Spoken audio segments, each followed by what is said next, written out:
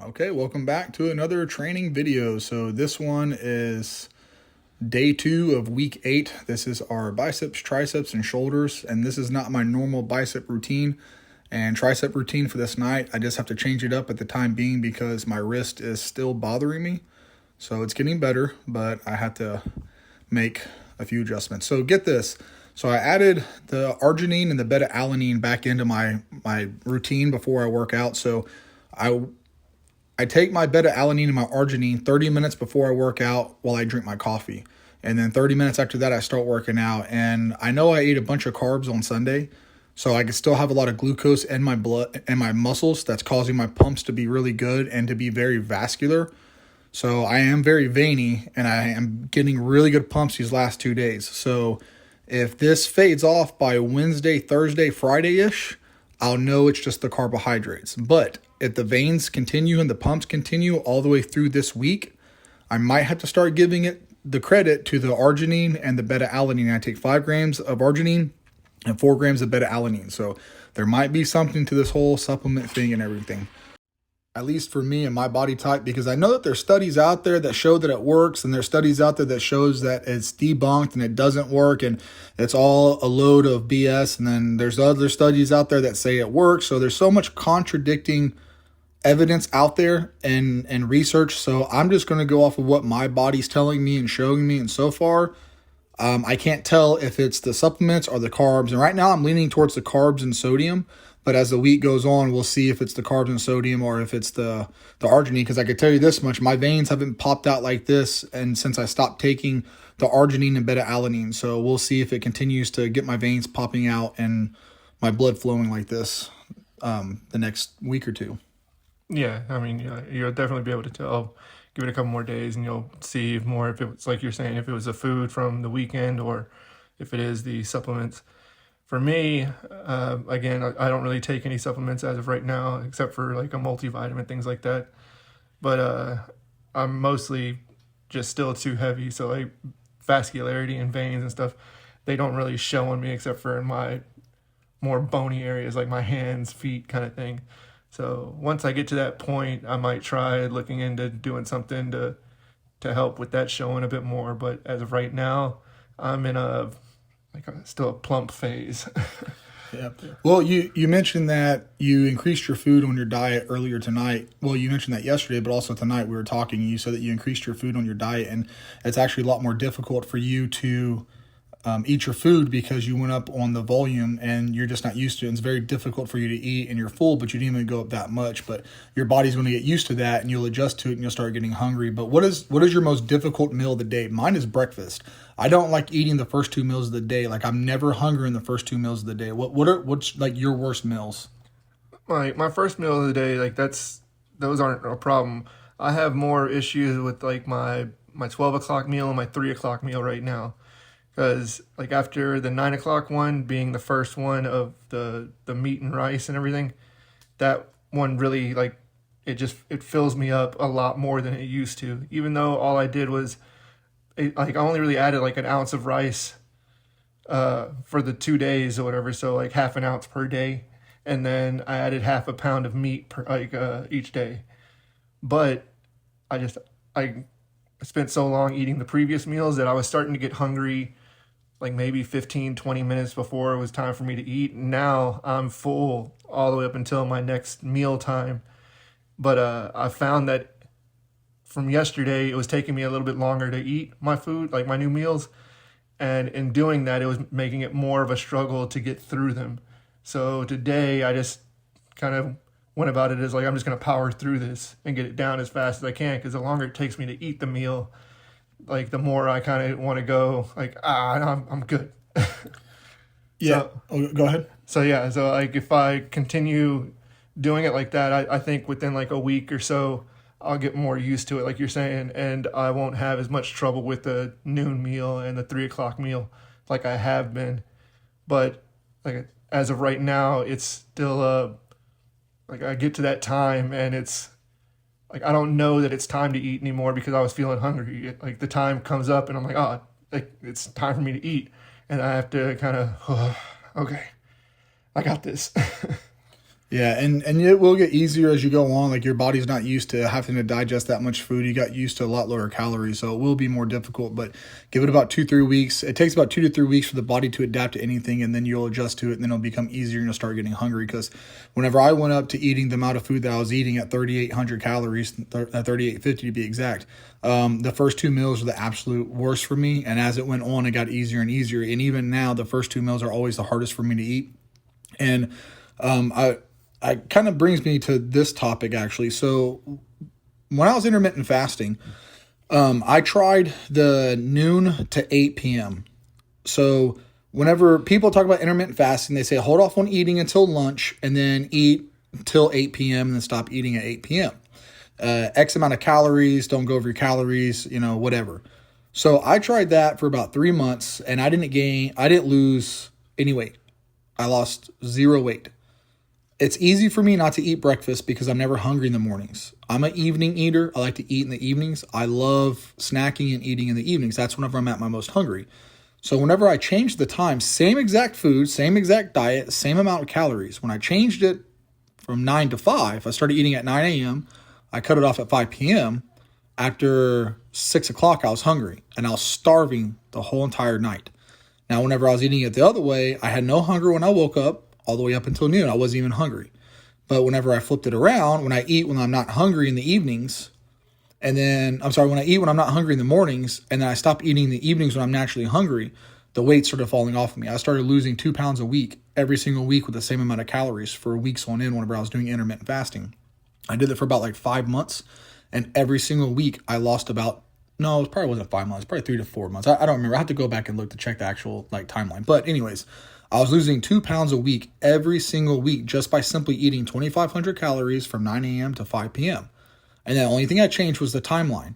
And my mindset was, I don't know what the science says and everything else, but I can tell you this much. When I wake up and I go to work all day and I'm physically active and I'm eating food during the day when I'm physically active, my body's consuming and burning and utilizing that food for energy and fuel.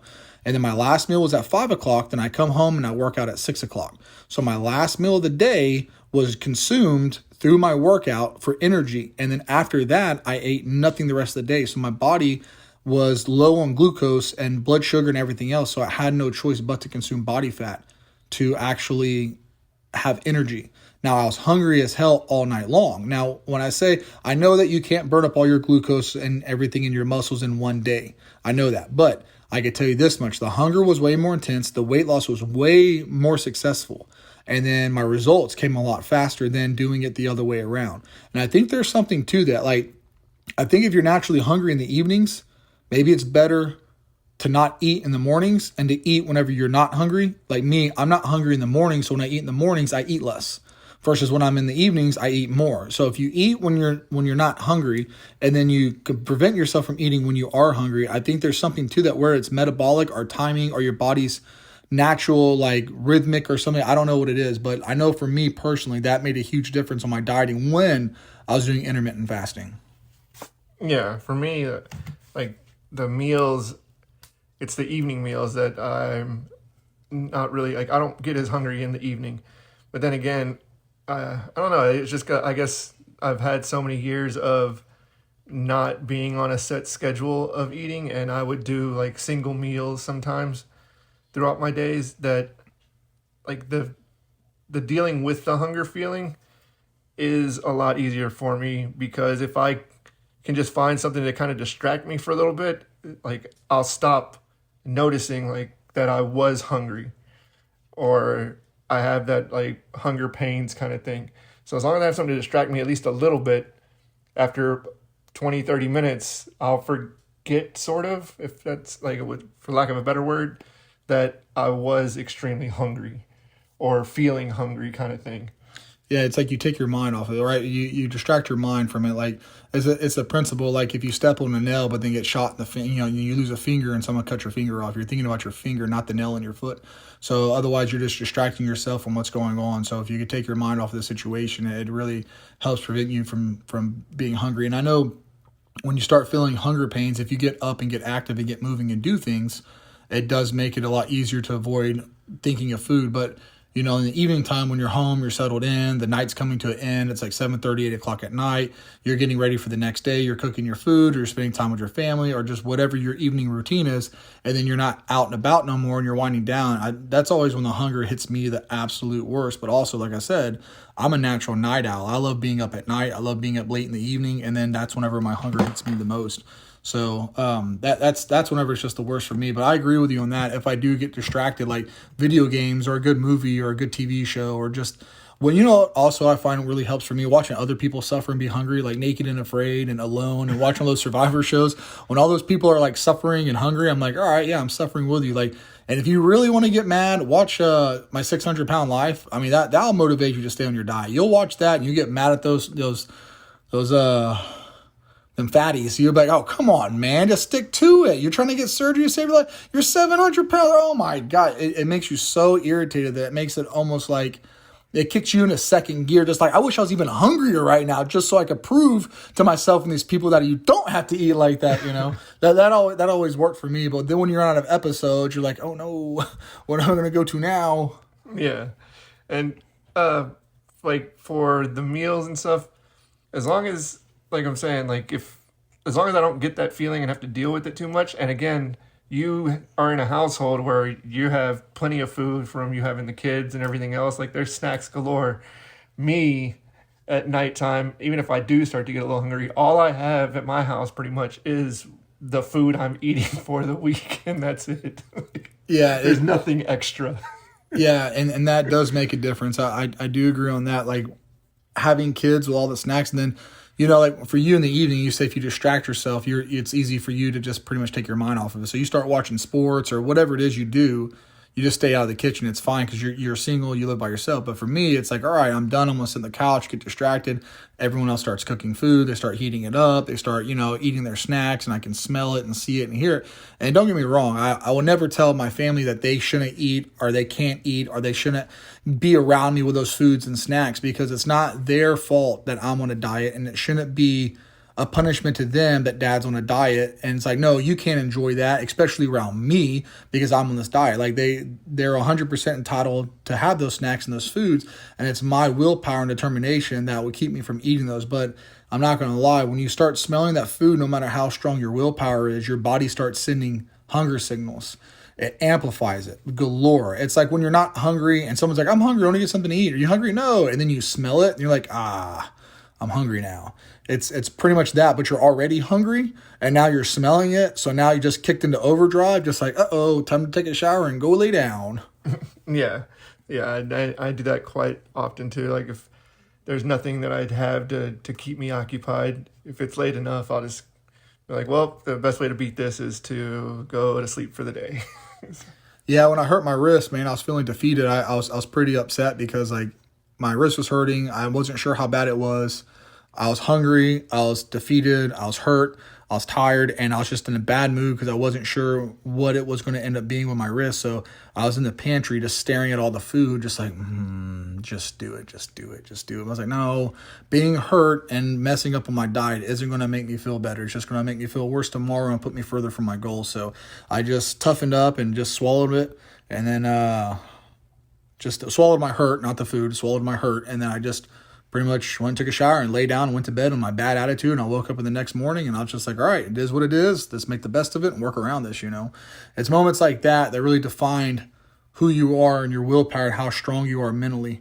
So at least that's how I view it and stuff like that, because it's a lot easier to break when things go wrong. Oh, unexpected bill. Oh, a flat tire. Oh, I got hurt. Oh, well, my boss was mean today. Well, my kids got in trouble today. Oh, well, you know what? Let me eat this or that and the other to make myself feel better. It's when you go through stuff like that and then you don't mess up on your diet that your determination and willpower really shows through. And then that makes it easier for you when you're out and about around other people with food and snacks and barbecues and gatherings, that you can say, nah, I'm good, man. I don't need it. And then peer pressure, when they start, oh, come on, man, it's not going to hurt you. It's like, I know it's not going to hurt me. I know that. I just don't want to, you know? Yeah, absolutely. But, that's pretty much all I got right now. Okay. Yeah, that's pretty much it for me too. We're going to wrap this one up. Hey guys, thanks for watching. We appreciate you hanging out and checking us out. And if you made it this far in the video, If you want to leave a like and maybe subscribe, we're not going to be mad at y'all if you do that. If you don't want to, don't do it. I'm just going to see how this goes. But all right, guys, thanks for watching. I appreciate the views. No agony, no bragging. Yep. Catch you later.